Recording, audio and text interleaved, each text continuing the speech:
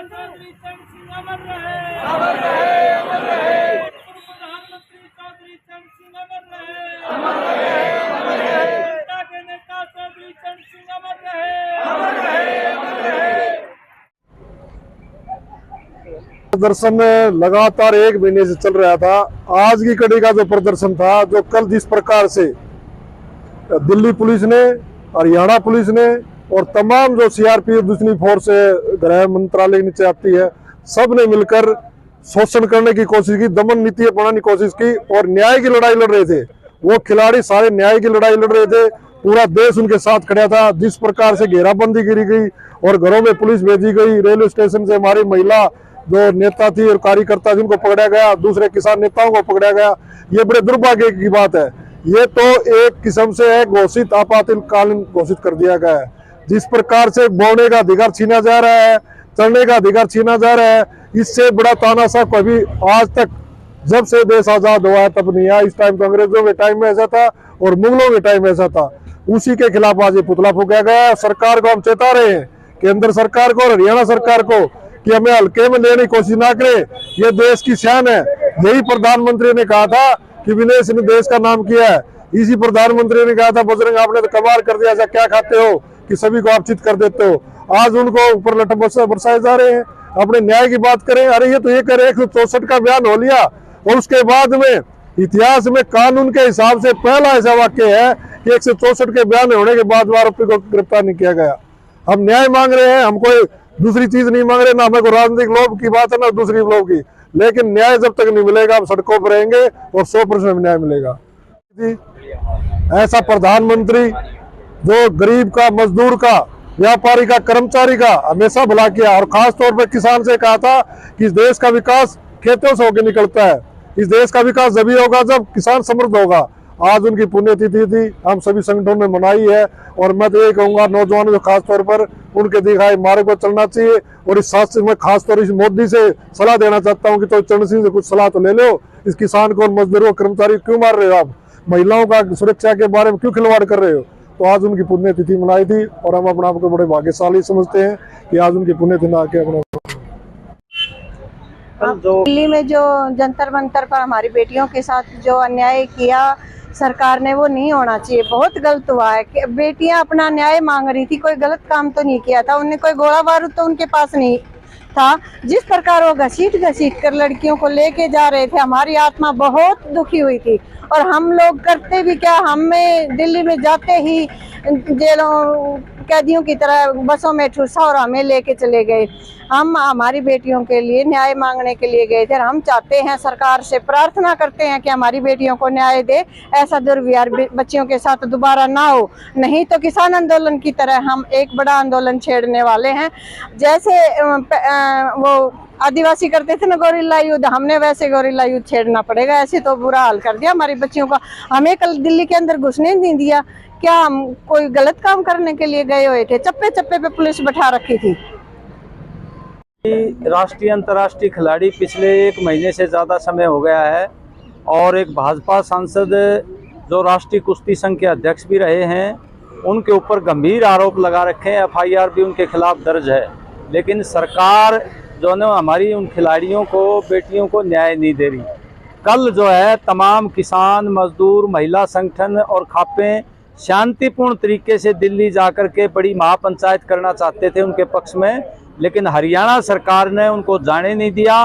केंद्र सरकार ने भी वहां दिल्ली को पूरी छावनी बना रखा था और जगह जगह हमारे किसानों के, मजदूरों के, महिला प्रतिनिधियों को गिरफ्तार कर लिया और एक तरह से लोकतंत्र की हत्या कर दी। जगह जगह पर उनको प्रताड़ित किया गया और हमारे राष्ट्रीय अंतर्राष्ट्रीय खिलाड़ियों के साथ बहुत ही बेउद्गी तरीके से उनको घसीट करके पुलिस ले गई है और उनका जो शांतिपूर्ण तरीके से धरना चल रहा था उस धरने को भी उखाड़ दिया गया है। हम केंद्र सरकार की और दिल्ली पुलिस की इस बात के लिए घोर निंदा करते हैं और ये कहना चाहते हैं कि इस तरह से यौन शोषण करने वालों को कल प्रधानमंत्री जी संसद में बिठा करके सम्मानित कर रहे थे। श्री बृजभूषण शरण सिंह को, जो सांसद है भाजपा के, श्री तो क्या लगाए उनके आगे, पर उनको सम्मानित कर रहे थे, उनको जेल में डालना चाहिए। इस तरह से मोदी सरकार और खट्टर सरकार ने यौन शोषणकारियों को बचाने का ही काम कर रहे हैं। जैसे संदीप सिंह को भी यहाँ गिरफ्तार नहीं किया गया, FIR दर्ज है।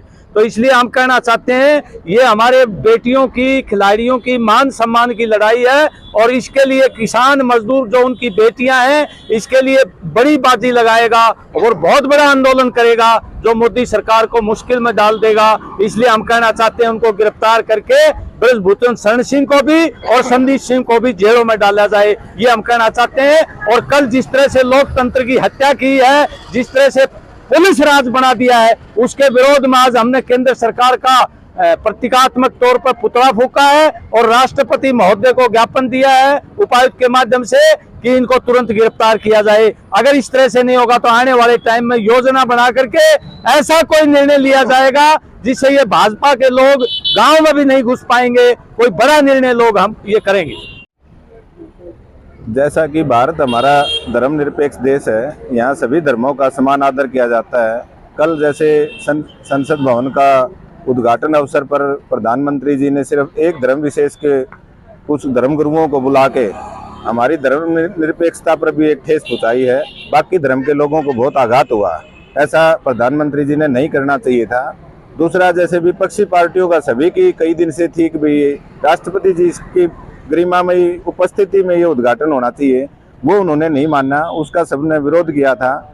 और तीसरा, महिला पहलवानों के साथ जो अत्याचार हो रहे हैं उस अत्याचार के खिलाफ आवाज़ उठाने के लिए, उनको सहयोग और समर्थन देने के लिए हम लोग कल दिल्ली में एक बड़ा आयोजन था महिला पंचायत और उसमें सारे संगठन मिल के भागीदारी कर रहे थे।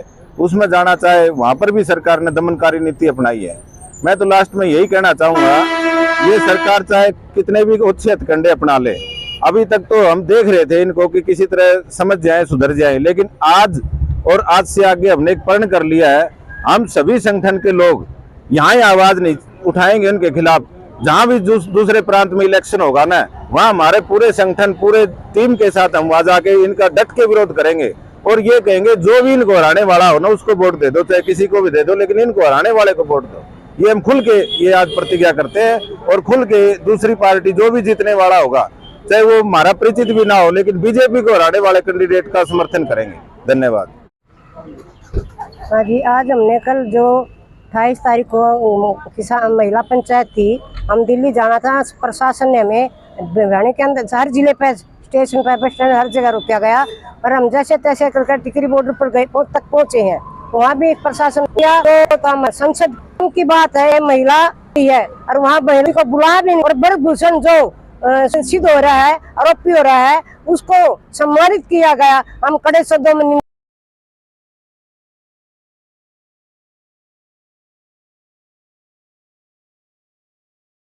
हमारे बहुत ही किसानों के, अल्पसंख्यकों के, बैकवर्ड के, महिलाओं के नेता थे और उन्होंने पूरी जिंदगी बड़ा संघर्ष से किया, ईमानदारी से जो उन्होंने पूरी जिंदगी लगाई किसान मजदूरों में।